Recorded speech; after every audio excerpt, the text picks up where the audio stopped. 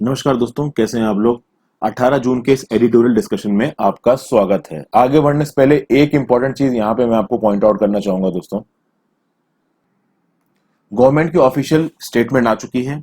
हमारे प्रधानमंत्री जी ने बोला है कि इंडिया अपनी टेरिटरी के हर इंच को बचाएगा। आपको पता ही हमारे 20 जवान शहीद हो चुके हैं। हिंदू की ये रिपोर्ट है, आप जाके पढ़ सकते हैं आज के न्यूज़पेपर में। जो सबसे ज्यादा प्रॉब्लमैटिक चीज है इस पूरे आर्टिकल में जो मुझे नजर आई, देखिए 20 जवान हमारे शहीद हो चुके हैं। फिर यहाँ पे देखिए 4 personals critically injured are now stable, ये बात बोली जाए तो मतलब वो 20 जवान और ये 24 जवानों को चोट लग गई। उसका in addition 18 injured in Leh military hospital are also now stable, यानी कि लेह मिलिट्री हॉस्पिटल में और 18 लोगों को चोटें लगी थी, वो स्टेबल हैं। तो 4 लोग जो क्रिटिकली इंजर्ड थे वो स्टेबल हैं, ये 18 स्टेबल है, तो 22 और 20 जवान हमारे शहीद हो चुके हैं। तो 42 तो यही हो गए दोस्तों। यहां तक तो ठीक है। सबसे टिपिकल चीज जो यहां लिखी हुई है वो ये है, several soldiers are still accounted for and a few could still be in the custody of Chinese troops on the ground. सबसे डेंजरस ये स्टेटमेंट है, इसके बारे में ज्यादा बातचीत नहीं हो रही है। यानी हमारे कुछ सोल्जर्स के बारे में अभी भी कोई जानकारी नहीं है और कुछ सोल्जर्स हो सकता है कि चाइनीज ट्रूप्स की कस्टडी में हो। कुछ दिन पहले मैंने अपना एक कम्युनिटी पोस्ट किया था दोस्तों, वहां पे मैंने अजय शुक्ला जी के एक ट्विटर अकाउंट के स्क्रीनशॉट को डाला था। वैसे तो इस स्टैंड ऑफ से पहले मैं अजय शुक्ला को जानता नहीं था। बाद में जब ये स्टैंड ऑफ शुरू हुआ और उसके बाद गवर्नमेंट से एक तरीके की न्यूज आ रही थी, तो मैंने जब अल्टरनेट सोर्सेस को ढूंढा तो उसमें वो एक सोर्स नजर आया। अगर ये बात सच और द हिंदू जैसे न्यूज़पेपर ने इसको रिपोर्ट किया है, तो अभी भी हमारे सामने क्लियर कट पिक्चर नहीं आई है कि एलएसी पे क्या हुआ है। अब गवर्नमेंट का ये स्टांस की क्लियर कट पिक्चर ना दी जाए ताकि लोगों का गुस्सा ना उमड़ पड़े, ये बात बिल्कुल सही है। लेकिन अगर अभी भी इंडिया के सोल्जर्स चाइना के कंट्रोल में हैं, जो कि यहाँ पे द हिंदू न्यूज़पेपर ने रिपोर्ट किया है, अ few could be still in the custody of Chinese troops, तो सिचुएशन थोड़ी सी डेंजरस हो सकती है दोस्तों। आप देखिए ये जो टेरेन थी जहां पे लड़ाई हुई थी, आपको ये नजर आ रहा है। अब ध्यान से देखिए, यहाँ पे आपको दो नदियां दिखेंगी दोस्तों। एक आपको ये दिख रही है गलवन नदी और एक आपको दिख रही है श्योक नदी। आप इसके आसपास का इलाका देखिए, इन्हीं पहाड़ियों के ऊपर बैठ के चाइनीज बंदूक तान के बैठे हैं। इधर पे जो रोड निकलती है सब सेक्टर नॉर्थ की, उसके ऊपर ये पूरा इलाका इंडिया के कंट्रोल में था, जिसपे चाइनीज अभी भी घुस के बैठ गए हैं। और इस क्लैश के बाद चाइनीज ने साफ साफ बोल दिया है कि ये इलाका हमारा है। अब इसके रिस्पेक्ट में एक आर्टिकल है, उसको भी हम लोग देखेंगे। तो अभी देखिए 19 जून को एक ऑल पार्टी मीटिंग बुलाई है हमारे प्रधानमंत्री जी ने। उस ऑल पार्टी मीटिंग में देखिए क्या बातचीत होती है।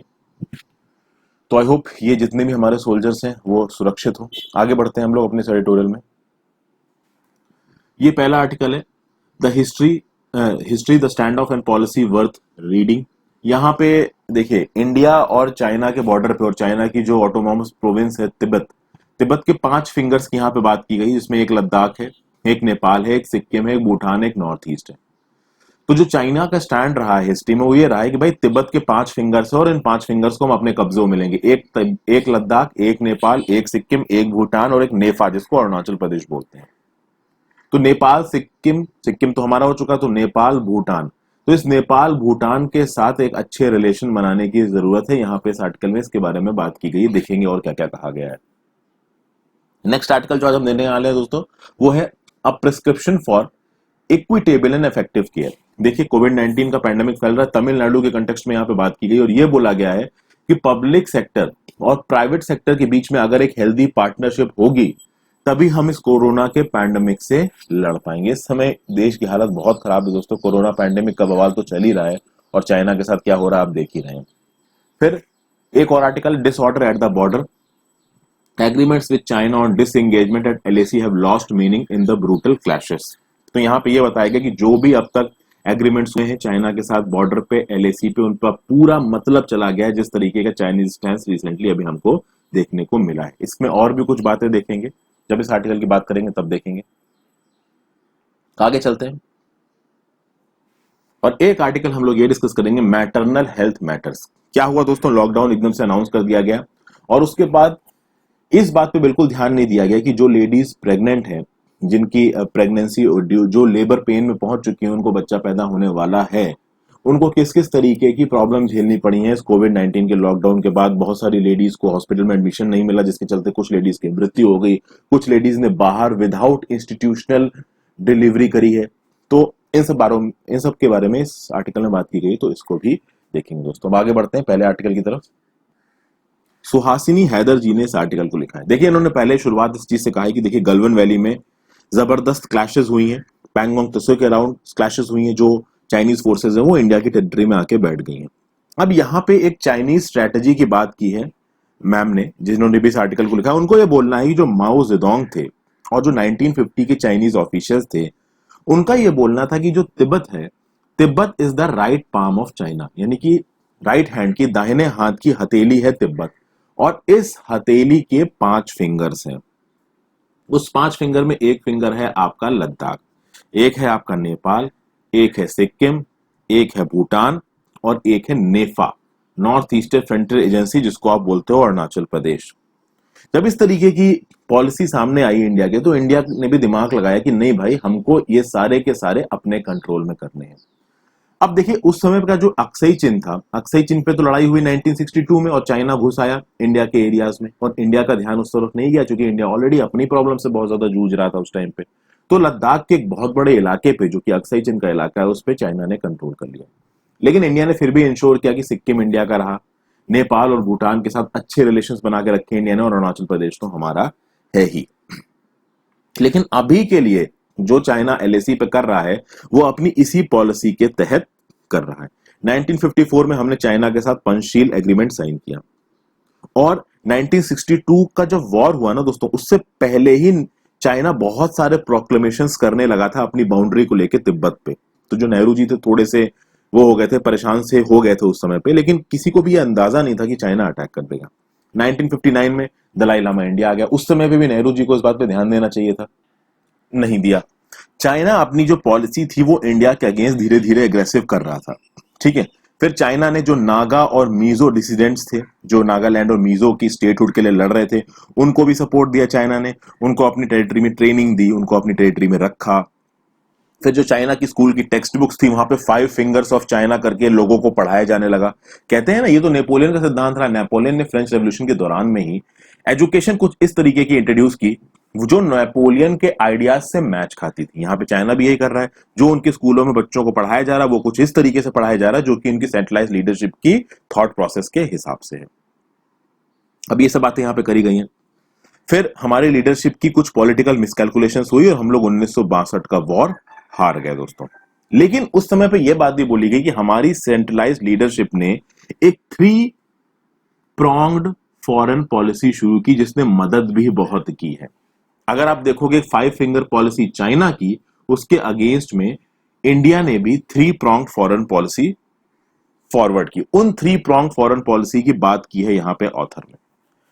पहली पॉलिसी ये बोलती है कि भैया जो बॉर्डर इंफ्रास्ट्रक्चर है, जो बॉर्डर का गवर्नेंस है, उसको अच्छा करना चाहिए। इसलिए मिड 1950s में एक सर्विस बनाई गई जिसका नाम था IFAS। इसका फुल फॉर्म है इंडियन फ्रंटियर एडमिनिस्ट्रेटिव सर्विस। इसका क्या था भाई, इंडिया चाइना का जो पूरा बॉर्डर है, उस बॉर्डर का गवर्नेंस कितनी अच्छी तरीके से किया जा सके, उस बॉर्डर पे इंफ्रास्ट्रक्चर ठीक तरीके से डेवलप किया जा सके, इसके लिए एक स्पेशल सर्विसेज बनाई गई। और ये जो IFAS है, इंडियन फ्रंटियर एडमिनिस्ट्रेटिव सर्विसेज है, इसके जो ऑफिसर्स थे ना, वो Indian administrative services, Indian police services और बहुत सारे और सर्विसेज के बीच में घूमते रहते थे। इंडियन फॉरेन सर्विसेज, तो Indian foreign services, Indian administrative services और इंडियन पुलिस सर्विसेज के बीच में रोटेट होते रहते थे। इनकी पोस्टिंग ऑब्वियसली बात है बॉर्डर रीजन्स में ही होगी, क्योंकि बॉर्डर रीजन्स के बारे में इनको अपनी राय देनी है। तो ये ट्राइबल एरियाज में या फिर किसी दूसरे देश की एम्बेसी में पोस्ट होंगे। बॉर्डर से रिलेटेड, खासकर इंडिया चाइना के बॉर्डर से रिलेटेड ये चीजें बताते थे। और इन ऑफिसर्स के लिए मिनिस्ट्री ऑफ एक्सटर्नल अफेयर्स में एक अलग से डेस्क बनाई गई। तो लद्दाख से लेके जो नेफा था उस समय का, जो अरुणाचल प्रदेश था, उस पूरे इलाके में घूम घूम के इन बॉर्डर एरियाज पे डेवलपमेंट कैसे होगा, इस बात पे ये लोग अपनी राय रखते थे। हालांकि 1968 में इस सर्विस को खत्म कर दिया गया, और इस सर्विस के जो फंक्शंस थे वो किसे ट्रांसफर कर दिए गए, इंडियन आर्मी को ट्रांसफर कर दिए गए, बॉर्डर रोड्स ऑर्गेनाइजेशन को ट्रांसफर कर दिए गए। लेकिन अब यह कहा जा रहा है कि इस IFAS को फिर से शुरू करने की जरूरत है, और खासकर इस IFAS सर्विसेज को शुरू करने की डिमांड 2019 में 2 स्टेट के चीफ मिनिस्टर्स ने भी करी थी। एक अरुणाचल प्रदेश के चीफ मिनिस्टर ने और एक मिजोरम के चीफ मिनिस्टर ने। तो ये बड़ा अच्छा पॉइंट है जो कि आप अपने एग्जाम्स में कोट कर सकते हैं। पूरे चांसेस है कि एग्जाम्स में आपके सामने एक ऐसा क्वेश्चन आएगा कि भाई इंडियन बॉर्डर डिस्प्यूट को किस तरीके से सॉल्व किया जा सकता, तो आप बोल सकते हैं कि मिड 1950s में एक IFAS नाम की एक सर्विस बनी थी, एक इंडियन फ्रंटियर एडमिनिस्ट्रेटिव सर्विस नाम की सर्विस, जिसको 1968 में खत्म कर दिया गया, उसको फिर से शुरू किया जाना चाहिए। तो एक स्पेसिफिक तरीके से इस इश्यू को देखा जा सकता है। फिर जो दूसरा, ये तो पहली स्ट्रेटजी हो गई उस समय सरकार की। दूसरी स्ट्रेटजी क्या थी कि भैया नेपाल और भूटान के साथ अच्छे रिलेशंस बनाना। तो नेपाल और भूटान के साथ बहुत अच्छे अच्छे रिलेशंस किए गए दोस्तों, ठीक है। फिर सिक्किम हमारा प्रोटेक्टोरेट बन गया 1950 में, और 1975 में सिक्किम चूंकि खुद चाहता था इंडिया के साथ मिलना, तो एक प्रॉपर कॉन्स्टिट्यूशनल अमेंडमेंट पास करके सिक्किम को पूरी तरीके से अपना स्टेट बना दिया गया। नीचे कमेंट सेक्शन में बताइए वो कौन सा कॉन्स्टिट्यूशनल अमेंडमेंट एक्ट था जिसके थ्रू सिक्किम को पूरा स्टेट बनाया गया था। और एक और उससे पहले कॉन्स्टिट्यूशनल अमेंडमेंट आया था जिससे एक टेम्परेरी अरेंजमेंट किया गया था, जिससे सिक्किम को एक टेम्परेरी स्टेट बनाया गया था इंडिया का। तो दोनों अमेंडमेंट एक्ट कौन से हैं, आप नीचे कमेंट सेक्शन में बताइए, उससे मुझे आइडिया लगेगा कि कितने लोग इस लेवल तक, इस 11 मिनट तक वीडियो को देख रहे हैं, ठीक है। तो आप देखोगे सिक्किम हमारा 22वां स्टेट बना। नेपाल और भूटान के साथ भी हमने अच्छी ट्रीटीज बनाई। नेपाल और भूटान के साथ जो बॉर्डर्स हैं वो बहुत पोरस हैं, नेपाल और भूटान के लोग इंडिया में आके काम कर सकते हैं, जिससे ये बोला गया कि भाई नेपाल और भूटान की जो पब्लिक पॉलिसी है, जो पॉलिटिकल ग्रुप्स हैं, वो इंडिया की तरफ झुके हुए रहेंगे। लेकिन आप बाद में देखोगे दोस्तों कि ये जो ओपन बॉर्डर्स रखे गए हैं नेपाल और भूटान के साथ, नेपाल के जो करंट स्टैंस चल रहा है, इससे ये पता चलता है कि ओपन बॉर्डर्स का अब उतना ज्यादा इफेक्ट नेपाल की पॉलिटी पे हो नहीं रहा है। इसका एक जो सॉल्यूशन है, एक जो प्रोबेबल रीजन है जो यहाँ पे ऑथर ने दिया है, वो ये दिया है कि देखिए भूटान के साथ जो पहली ट्रीटी साइन हुई थी वो थी treaty of perpetual peace and friendship. 1949 की ये ट्रीटी थी, गवर्नमेंट ऑफ भूटान के साथ हुई थी। लेकिन इस ट्रीटी को फिर से अमेंड किया गया 2007 में, और बोला गया इंडिया भूटान फ्रेंडशिप ट्रीटी 2007। और उसमें भूटान को यह बोला गया कि भाई आप अपनी एक्सटर्नल अफेयर्स की पॉलिसी को काफी हद तक अपने हिसाब से चला सकते हैं, हम उस पर इंटरफेयर नहीं करेंगे। इसलिए आप देख रहे हैं कि इंडिया भूटान के रिलेशंस अच्छे हैं। और 2017 में जब डोकलाम का स्टैंड ऑफ हुआ तो भूटान इंडिया के साथ था, ना कि चाइना के साथ। वहीं पे अगर आप नेपाल से कंपेयर करो, ऑथर ये बोलता है, तो नेपाल के साथ जो ट्रीटी साइन हुई थी, treaty of peace and friendship, वो 1950 में साइन हुई थी। और उसके बाद कोई दूसरी ट्रीटी नेपाल के साथ इतने बड़े लेवल पे साइन नहीं हुई है, जबकि नेपाल लगातार इंडिया से ये बात करने की कोशिश कर रहा है कि हमारे साथ ट्रीटी साइन करिए, बट इंडिया नहीं करना चाह रहा है। उसकी वजह से ऑथर बता रहा है कि जो रिसेंट स्टिफ हो रहा है, जो रिसेंट लड़ाई सी हो रही है, एक क्लैश सा हो रहा है नेपाल के साथ, इसकी वजह ये बताई जा रही है।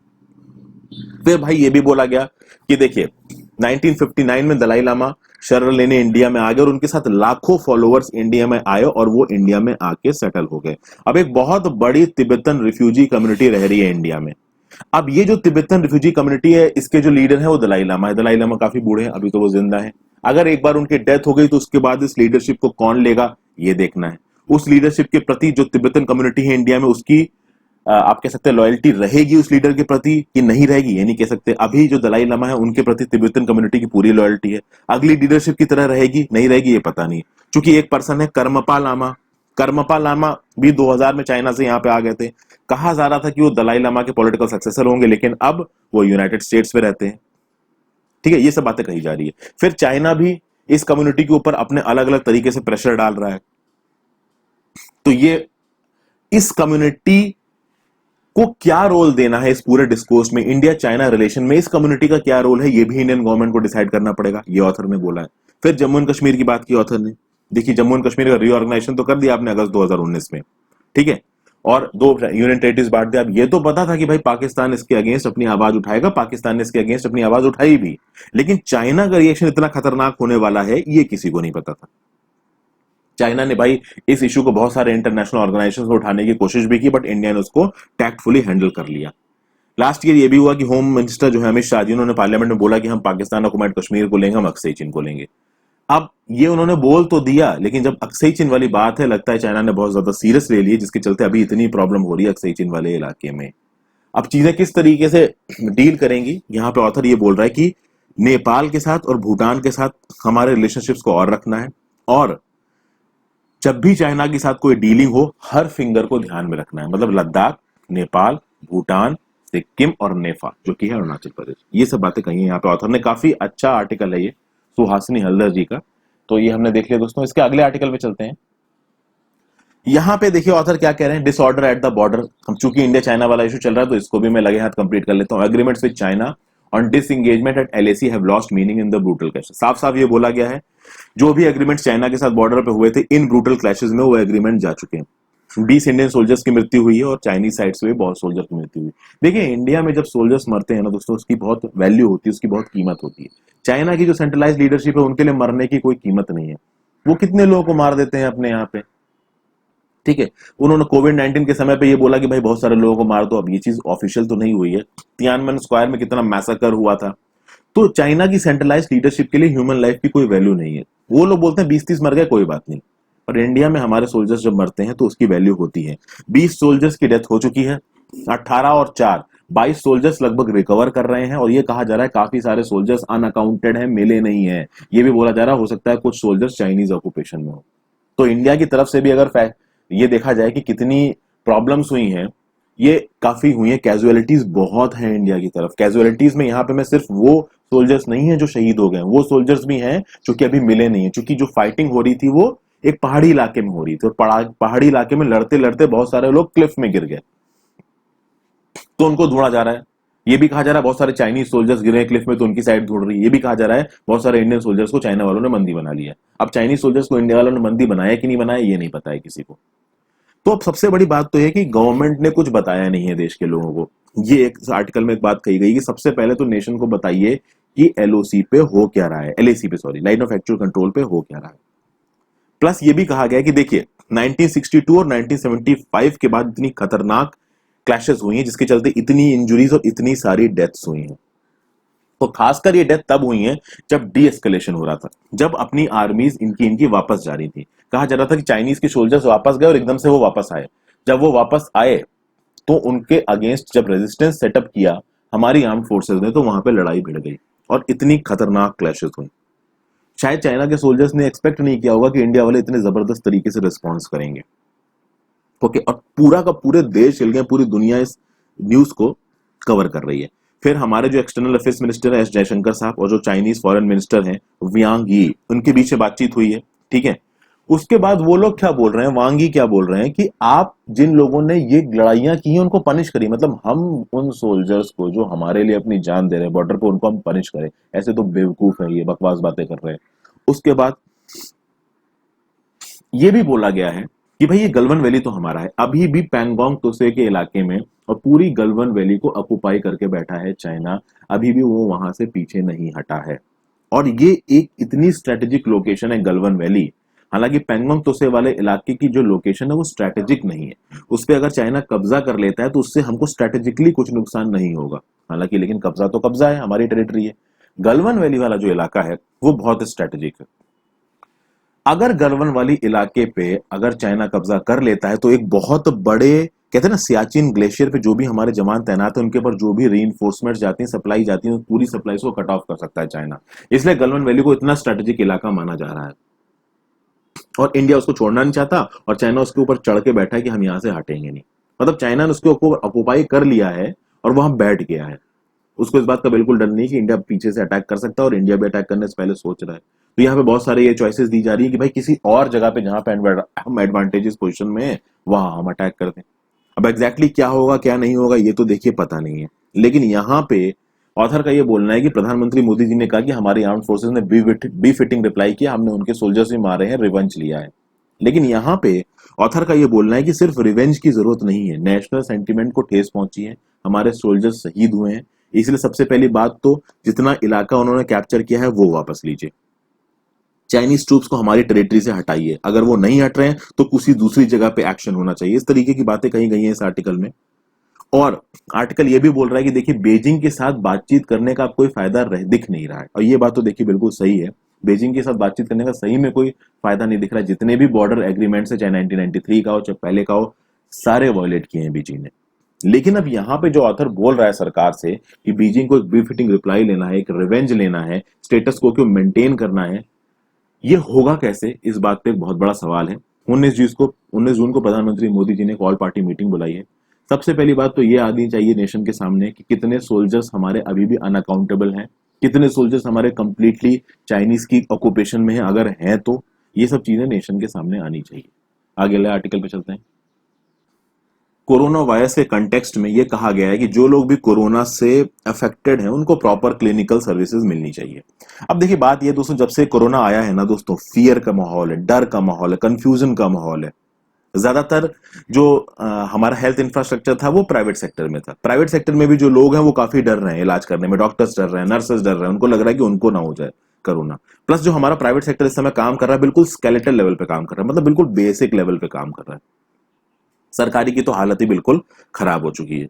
अब आप देखोगे, अगर तमिलनाडु स्टेट को देखते हो दोस्तों, तो तमिलनाडु एक ऐसा स्टेट है जिसके पास one of the best health system है पूरे कंट्री का, और वहां पे भी हालत काफी खराब चल रही है। तो जो तमिलनाडु की सरकार है वो पूरी कोशिश कर रही है कि पब्लिक हॉस्पिटल्स और प्राइवेट हॉस्पिटल्स के बीच में एक प्रॉपर कोलैबोरेशन हो जाए, ताकि ना केवल वो जो कोविड के केसेस है उनको इलाज किया जाए, जो मैटरनिटी वाले केसेस हैं जैसे कि जो लेडीज प्रेग्नेंट है उनके लिए कुछ किया जाए, जिनको हेल्थ प्रॉब्लम्स हैं, नॉन कम्युनिकेबल डिजीज हैं जैसे कि कार्डियक प्रॉब्लम्स है, हेल्थ प्रॉब्लम्स है, ट्रॉमा केयर है, डायबिटीज है, कैंसर है, इस तरीके के पेशेंट्स का भी इलाज किया जाए। तमिलनाडु में कोविड 19 के केसेस 50,000 से ऊपर चले गए हैं, लगभग 576 लोगों की मृत्यु हो चुकी है। तो जरूरी है कि पब्लिक और प्राइवेट सेक्टर के हेल्थ रिसोर्सेज को साथ में मिलाया जाए। अभी तक गवर्नमेंट किस तरीके से इस कोरोना के पैंडेमिक को हैंडल कर रही है? अभी तक इस तरीके से हैंडल कर रही है कि भाई ज्यादा से ज्यादा लोगों की आप टेस्टिंग करो, ठीक है ना, अगर किसी को माइल्ड इन्फेक्शन हो तो उसको क्वारंटीन करो, ये सब बातें कही जा रही हैं। तो सस्पेक्ट्स की टेस्टिंग, जिनको हो गया है उनको क्वारंटीन कर दिया जाए, हो सके तो पहले तो हॉस्पिटल में क्वारंटीन किया गया, बाद में हॉस्पिटल में जो जगह खत्म होनी शुरू हुई तो उनको बोला कि भैया घर में अकेले रहो, वहां पे क्वारंटीन कर दिया गया। ये सब बातें कही गई हैं। तो कहा यह गया है कि भैया इस समय पे हॉस्पिटल में एडमिट किन लोगों को करा जा रहा है? जिन जो एसिम्टोमेटिक है, जिनको कुछ भी नहीं हुआ है, ठीक है, उनकी टेस्टिंग भी नहीं करी जा रही, उनको हॉस्पिटल में एडमिट भी नहीं किया जा रहा। लेकिन बात यह कि अब जो केसेस है दोस्तों वो बहुत तेजी से बढ़ रहे हैं, इसलिए एक अच्छी क्लिनिकल क्लियर की जरूरत है ताकि डेथ को रोका जा सके, मॉर्बिडिटी को रोका जा सके। अब कोविड 19 में एक चीज बस अच्छी हो रही है कि जो ज्यादातर इन्फेक्शन है वो माइल्ड है, जो बॉडी की इम्यूनिटी है वो इस इन्फेक्शन से लड़ ले रही है। लेकिन सीरियस इलनेस कहां हो रही है? जो कि बूढ़े हैं, जिनको दूसरी प्रॉब्लम है जैसे कि डायबिटीज है, कैंसर है, हार्ट डिजीज है, रेस्पिरेटरी प्रॉब्लम है, वो मर रहे हैं। सबसे ज्यादा जो अफेक्टेड लोग हैं वो लोग हैं जिनको रेस्पिरेटरी प्रॉब्लम है। तो जो कोविड 19 का निमोनिया है, कोविड 19 वाला जो बुखार वगैरह हो रहा है, उसमें ज्यादातर जो डेथ हो रही है वो रेस्पिरेटरी फेल्योर की वजह से हो रही है। इसलिए जरूरी है कि जो मॉडरेट से सीवियर लेवल की जो कोविड 19 की इलनेस है, इसके लिए क्लिनिकल मॉनिटरिंग की जाए। उस क्लिनिकल मॉनिटरिंग के साथ एक चीज बहुत इफेक्टिव जो यहां पे निकल के आ रही है कि भाई हाइपोक्सेमिया, हाइपोक्सेमिया को क्योर करना है। हाइपोक्सेमिया क्या होता है दोस्तों?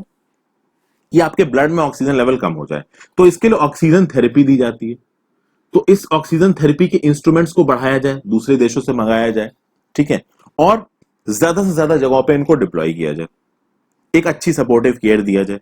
इनफैक्ट ये भी बोला जा रहा है कि कोरोना का मॉर्बिडिटी रेट ज्यादा इसलिए नहीं बताया जा रहा क्योंकि 80 साल से ज्यादा के जो लोग हैं उनके अंदर भी मॉर्टिलिटी रेट 15% का है। जो लोग वेंटिलेटर पे हैं उनके अंदर मॉर्टिलिटी रेट 50% से ज्यादा का है। तो अगर सिक पेशेंट्स को हम अच्छा सपोर्टिव केयर देते हैं तो वो नहीं मरेंगे, ऐसी बात कही जा रही है। ये भी बोला गया कि किसी को अगर मॉडरेट टू सीवियर निमोनिया यानी मॉडरेट टू सीवियर बुखार आ रहा है तो उसके लिए प्रायोरिटाइज किया जाए हॉस्पिटल एडमिशंस को, इंटेंसिव इंटेंसिव केयर यूनिट को प्रोवाइड किया जाए। तो उसके बाद ये भी बोला गया, देखिए डर का माहौल है, अगर कोविड 19 हमें हो गया और अगर लोगों को पता चल गया तो पूरी सोसाइटी हमें हमारा बहिष्कार कर देगी, इसलिए लोग हॉस्पिटल नहीं जा रहे हैं। उस चक्कर में बहुत सारे कोरोना लोगों को हुआ और वो अपने घर में ही खत्म हो गए। तो इस चीज को भी रोकने की जरूरत है। हॉस्पिटल्स में मतलब लोगों को ये लगना चाहिए कि वो हॉस्पिटल जाएंगे तो उनकी अच्छी केयर होगी और ध्यान रखा जाएगा। जिनको बुखार हो भी रहा है वो भी हॉस्पिटल नहीं जा रहे हैं, क्योंकि आप देख रहे हो दोस्तों एक एक दिन के 1-1, 2-2 लाख के बिल बना रहे हैं प्राइवेट हॉस्पिटल वाले, आदमी क्या ही जाएगा वहां पे। तो ये सब बातें कही जा रही हैं। तो कहने मतलब ये है कि गवर्नमेंट को प्राइवेट सेक्टर के साथ मिलकर काम करना है। तमिलनाडु गवर्नमेंट ने एक चीज बहुत अच्छी की है कि भैया कोविड 19 केयर में बहुत सारी कॉस्ट को कैप किया गया है, यानी प्राइवेट हॉस्पिटल में भी उससे ज्यादा पैसा नहीं लिया जा सकता है। वो अलग बात है कि भाई करप्शन करके लोग ले रहे हो तो वो एक अलग चीज है। फिर जो डॉक्टर्स हैं, जो नर्सेज हैं, जो कोविड 19 के पेशेंट्स का इलाज कर रहे हैं, मेडिकल स्टाफ है, वो भी बहुत डरा हुआ है। उसको ये लग रहा है कि अगर हम इन लोगों को ट्रीट करेंगे, हमें हो गया तो हमसे हमारे फैमिली मेंबर्स को हो जाएगा, उनकी मृत्यु हो सकती है। प्लस बहुत सारे मेडिकल स्टाफ के पास अप्रोप्रिएट पर्सनल प्रोटेक्टिव इक्विपमेंट नहीं है, ये भी बात कही गई है दोस्तों। तो जरूरी ये है कि पूरी फैसिलिटी, मेडिकल स्टाफ को भी आप कह सकते हैं कि हमको इनकरेज करना है कि वो इस प्रॉब्लम से लड़े, और जिन लोगों को ये प्रॉब्लम हो रही है उनको भी इनकरेज करना है कि वो हॉस्पिटल आए और अपने यहाँ इलाज कराएं। और दूसरा, जो लोग सोसाइटी में जिनको नहीं हुआ है उनको ये ध्यान रखना होगा कि कोविड-19 वाले लोगों का बहिष्कार ना करें। फिर और बहुत सी बोल बच्चन टाइप बातें की गई है कि भैया हॉस्पिटल्स में सारे रिसोर्सेज होने चाहिए, प्रॉपर वेंटिलेटर्स होने चाहिए, जो मेडिकल स्टाफ है उनके लिए प्रॉपर पर्सनल प्रोटेक्शन इक्विपमेंट्स होने चाहिए, अगर किसी मेडिकल स्टाफ की फैमिली या कोई स्टाफ खत्म हो जाता है इस कोरोना के इलाज में या फिर लड़ते वक्त, तो उसको प्रॉपर कंपनसेशन मिलना चाहिए। ये सब बातें करी गई हैं दोस्तों। अब इन सब बातों में खर्चा होता है और सरकार कितना खर्चा करने को तैयार है, इस बात पर बहुत चीजें डिपेंड करती हैं। अगले आर्टिकल पे चलते हैं। मैटरनल हेल्थ मैटर्स, जो लेडीज प्रेग्नेंट हैं उनके लिए क्या क्या चीजें की गई हैं इस लॉकडाउन में। देखिए, अभी एक शॉकिंग इंसिडेंट सामने आया था नोएडा में। एक प्रेग्नेंट वुमेन की मृत्यु हो गई एम्बुलेंस में। वो बहुत सारे प्राइवेट हॉस्पिटल्स में गई, गवर्नमेंट हॉस्पिटल्स में गई, उसको एडमिट नहीं किया गया। तो अगर नेशन के कैपिटल में ऐसी चीजें हो सकती हैं कि एक लेडी जो कि प्रेग्नेंट है उसकी मृत्यु हो सकती है, तो आप समझ ही सकते हैं जो हमारे गांव दूर दराज के इलाके हैं जहां पे कोई हेल्थ है भी नहीं, वहां पे चीजें कितनी खतरनाक होंगी। यहाँ पे एक सवाल उठाया ऑथर ने, ये बोला है कि जब लॉकडाउन को यहाँ पे अनाउंस किया गया तब वो लेडीज जो कि प्रेग्नेंट थी उनके लिए क्या क्या अरेंजमेंट्स किए गए, क्या ऐसी कोई चीज है? कोई भी अरेंजमेंट नहीं किया गया दोस्तों। लास्ट 15 सालों में जो स्टेट्स का जो टारगेट रहा है वो ये रहा है कि भाई मैटरनल मोर्टिलिटी रेट को कम करना है, और अगर मैटरनल मोर्टिलिटी रेट को कम करना है तो स्टेट्स ने बोला है कि आप हॉस्पिटल आइए, ठीक है, वहां पे आपका इलाज ठीक से होगा। तो प्रेग्नेंट वुमन को बोला गया कि आप इंस्टीट्यूशनल बर्थ करिए, किसी एक प्रॉपर हॉस्पिटल में आके बर्थ करिए, तो बच्चे की जान भी सेफ रहेगी और आपकी जान भी सेफ रहेगी। लेकिन अब प्रॉब्लम ये हुई कि जैसे ही कोरोना का पैंडेमिक आया ये सब चीजें चली गई। कोरोना के पैंडेमिक से पहले ministry of health and family welfare का टारगेट रहा है कि हर प्रेग्नेंट वुमन को ट्रैक करना है, उसको बच्चे को ट्रैक करना है, 5 साल तक उनकी हेल्थ को ट्रैक करना है। लेकिन लॉकडाउन के टाइम पे जो प्रेग्नेंट वुमेन थी, जो मैटरनल प्रॉब्लम से जूझ रही थी, उनको एकदम साइड कर दिया गया और पूरा का पूरा ध्यान कोरोना की तरफ चला गया। तो जो फ्रंटलाइन वर्कर्स थे, जो मैटरनिटी से डील करते थे, उनको भी कोरोना की सर्वेलेंस में लगा दिया गया। अवेयरनेस बिल्डिंग हो रही थी कोविड को लेके, और ये भूल गया गया कि भाई ये जो लेडीज प्रेग्नेंट हैं इनका क्या होगा, फिर वायरस ना फैल जाए, इस बात का डर से बहुत सारी प्रेग्नेंट वुमेन को आप कह सकते हैं कि एडमिट ही नहीं किया गया। तो तेलंगाना में एक 20 साल की लेडी थी, उसको एनीमिया था, हाई ब्लड प्रेशर था, ठीक है, उसको 6 हॉस्पिटल्स में वापस किया, बाद में उसकी मृत्यु हो गई। फिर आप देखेंगे एक 25 साल की लेडी थी, कोविड-19 कंटेनमेंट एरिया एक है दिल्ली में, वहां से आ रही थी, तो किसी भी हॉस्पिटल ने उसको नहीं लिया, तो बाद में उसने बर्थ दिया बाहर, मतलब she gave birth to her child outside the All India Institute of Medical Sciences, उसको अंदर एंट्री ही नहीं मिली। और आखिरी 12 हफ्तों में ऐसे बहुत से केसेस निकल के आए कि 3 महीनों में कहा जाता है कि 6 मिलियन लोगों ने बच्चों को दर्द दिया, 6 मिलियन औरतों ने, 60 मिलियन औरतों ने बच्चों को जन्म दिया है, जिसमें 9 लाख प्रेग्नेंट वुमेन को इंस्टीट्यूशनल केयर मिला ही नहीं। तो अब आप समझ सकते हैं दोस्तों कि यहाँ पे कितनी प्रॉब्लम झेलनी पड़ी है इन लेडीज को, और खासकर इनमें वो केसेस काउंट नहीं जो मिस कैरेज हो गए या अबॉर्शन हो गया। तो जिसका मिस कैरेज हो गया या जिसका अबॉर्शन हो गया, वो केसेस को तो गिना ही नहीं गया। जिन बच्चे 60 लाख पैदा हुए और 60 लाख में से 9 लाख प्रेग्नेंट वुमेन जो थी उनको इंस्टीट्यूशनल केयर मिली ही नहीं। तो यहाँ पे गवर्नमेंट पे काफी सारी क्या नाम से उंगलियां उठाई गई। जब गवर्नमेंट पे उंगलियां उठनी शुरू हुई तो लॉकडाउन के 1 महीने के बाद ये बोला गया कि ठीक है, प्रेग्नेंट वुमेन को आप हॉस्पिटल में एडमिट करिए, बट उसका टेस्टिंग होगी पहले कि वो कहीं कोविड-19 पॉजिटिव तो नहीं है। बट यहाँ पे भी एक प्रॉब्लम आ गई, एक कोविड-19 के टेस्ट के रिजल्ट को आने में कम से कम 1 दिन तो लगता ही है, कम से कम। जो प्राइवेट हॉस्पिटल है वो तो टेस्ट का रिजल्ट 5-5, 6-6 दिन बाद निकाल रहे हैं, ताकि एक एक दिन का 1-1 लाख 2-2 लाख का बिल बैठ सके। तो इससे भी लेडीज को प्रॉब्लम होने लगी। प्लस अब इंडिया में लोगों के पास इतने पैसे तो है नहीं कि इतने इतने लाख एक सेकंड में उड़ा दे। फिर जो हेल्थ के पॉलिसी मेकर्स, उनको एक और चीज पे ध्यान देना होगा। हमारा जो हेल्थ सेक्टर है वो पूरी तरीके से प्राइवेट सेक्टर पे डिपेंडेंट है। 80% डॉक्टर्स प्राइवेट सेक्टर में, 64% जो हॉस्पिटल बेड्स हैं वो प्राइवेट सेक्टर में, ओके। और प्राइवेट सेक्टर की भी हालत बहुत खराब थी। जो बड़े बड़े हॉस्पिटल्स थे जो कि एडमिशंस दे रहे थे, वो भैया तगड़ा पैसा मार रहे थे, ठीक है। फिर अगर मैटरनल मोर्टिलिटी रेट को देखा जाए दोस्तों, हमारे देश में अगर मैटरनल मोर्टिलिटी रेट की प्रोग्रेस को देखा जाए, तो जो सैंपल रजिस्ट्रेशन सिस्टम है SRS सिस्टम 2017, उसमें जो मैटरनल मोर्टिलिटी रेट निकल के आता है वो निकल के आता है 122 पर 1 लाख लाइव बर्थ, और ये 2011-13 में था 167। तो 2011-13 में 1 लाख लाइव बर्थ पे 167 लेडीज की मृत्यु होती थी, और फिर वो फिगर आ गया 122 पे 2017 में। तो हमने इंप्रूवमेंट तो किया है, लेकिन कोविड 19 के पैंडेमिक के चलते हमने आखिरी की 15 साल की मेहनत को एक झटके में बर्बाद कर दिया, ऐसा इस आर्टिकल की राइटर का कहना है। तो अब खास बात दोस्तों ये है कि कोविड 19, यहाँ पे ऑथर बस गवर्नमेंट को यही कहने की कोशिश करें कि कोविड 19 के पैंडेमिक से जूझना जरूरी है, लेकिन साथ साथ जरूरी ये भी है कि जो बाकी प्रॉब्लम्स है, खासकर मैटरनल सेक्टर में जो लेडीज को प्रॉब्लम हो रही है, अबॉर्शन हो रहे हैं, मिस कैरेजेस हो रहे हैं, चाइल्ड बर्थ हो रहे हैं, इनके लिए कुछ तो किया जाए। फॉर एग्जाम्पल गवर्नमेंट एक स्पेसिफिक हॉस्पिटल बता सकती है जो कि सिर्फ मैटरनल केयर के लिए है, वहां पे किसी भी तरीके के कोविड 19 के पेशेंट नहीं जाएंगे। इस तरीके की चीजें करी जा सकती हैं। तो ये सब बातें यहाँ पे ऑथर ने बोली है दोस्तों, आप खुद भी पढ़ें और काफी अच्छा आर्टिकल है ये। तो ये था आज का न्यूज़पेपर एनालिसिस। आई होप आपको पसंद आया होगा। Thank you for watching the video. हो सके तो वीडियो को शेयर कर दें ज्यादा दोस्तों के साथ। Good bye.